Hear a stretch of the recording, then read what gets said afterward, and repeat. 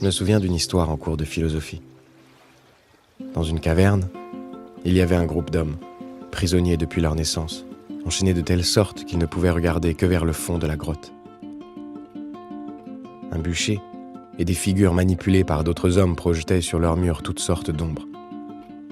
Pour les prisonniers, ces ombres étaient leur seule référence du monde extérieur. Ces ombres étaient leur monde, leur réalité. L'un des prisonniers décida de se libérer, afin de voir la réalité en dehors de la grotte. Combien de temps lui faudra-t-il pour s'habituer à l'extérieur après avoir été enfermé si longtemps ? Probablement, sa réaction première serait une crainte profonde.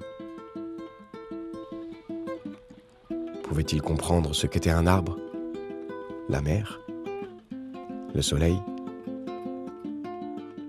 Nous assumons le fait que cet homme peut voir la réalité telle qu'elle est et comprendre le grand mensonge de la caverne.